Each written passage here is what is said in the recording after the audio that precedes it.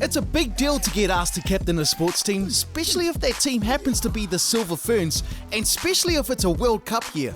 But first things first, the ANZ Champs are about to kick off, so here's Casey Kopua, defensive legend and captain for the Silver Ferns and Waikato Bay of Plenty Magic, with Irene on Te Puutake. Hi, I'm Casey Kopua. I'm from the Kia Magic, and you're checking in with Te Puutake.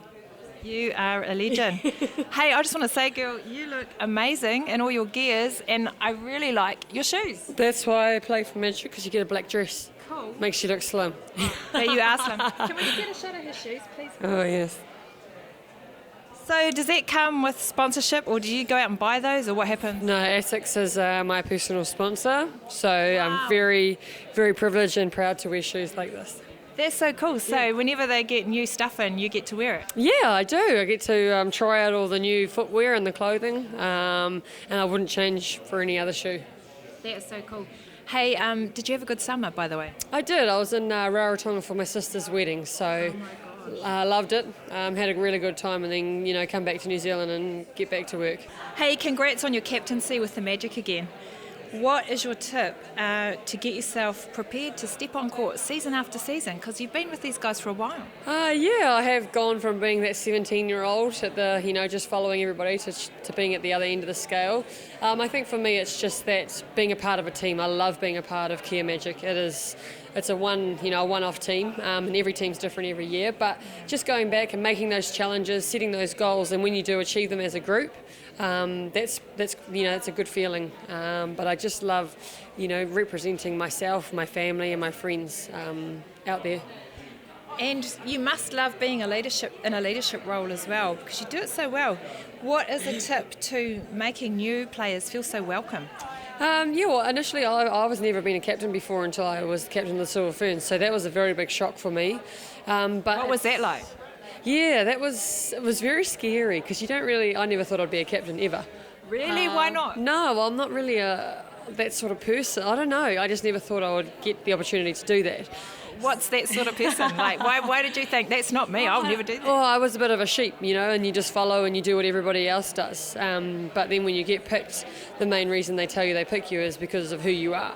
So at the moment, I just be myself, which is generally making people feel welcome, comfortable, but also, showing that weakness of I'm not any different to anybody else. I do struggle, but I'll struggle with you pretty much, yeah.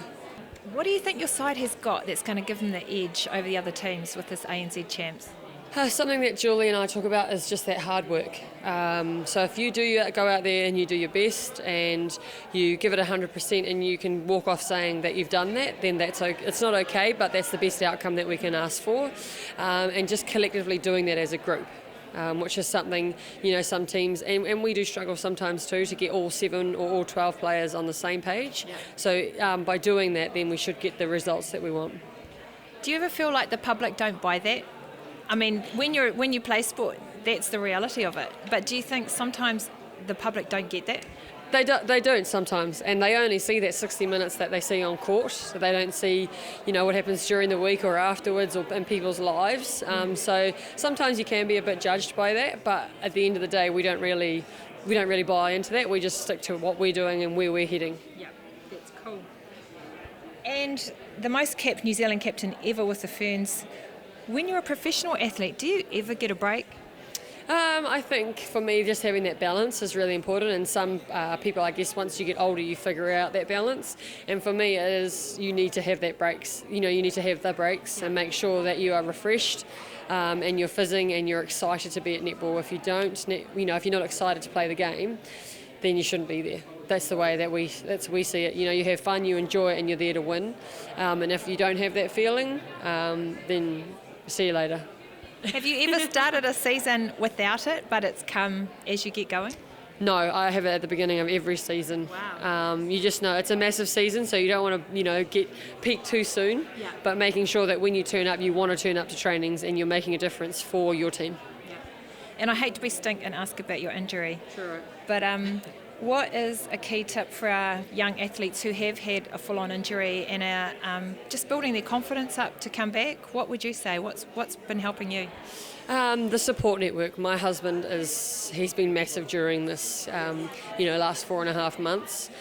Just having the right people around you, and also, I have a plan and it's on my wall at home. So every day I know where I'm going, what I'm doing, and what needs to be done by the end of the day to make a difference for me to get better. So you need to plan well and have a good support network.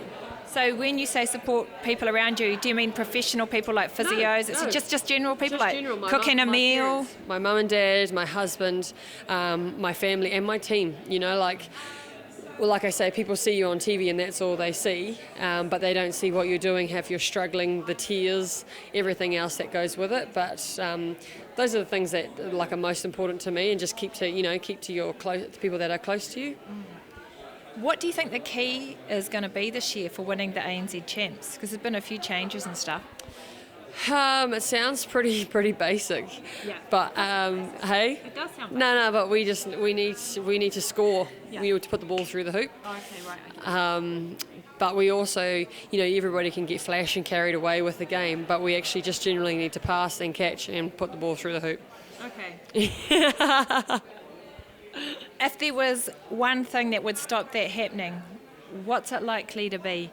A turnover on offence, or getting it through the mid-court, or what do you reckon is the trickiest bit of making that simple thing happen? I think it's just that the team unity. Right. So everybody can be, we don't have to be best friends off the court, but when you're on the court, you have each other's backs no matter what. And if someone looks at you and they throw you the ball, you do your darndest to get there and you get it. Yeah. Yeah. Finally, before I let you go, advice for our up-and-coming players and athletes. What would you say?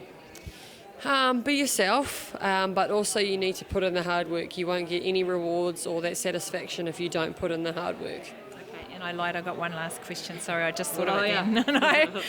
I know, is this year about one day at a time, one training at a time, one game at a time for you? It is, and that's something that Julie has installed at us. It's 1 week, one game at a time. So you just concentrate on that.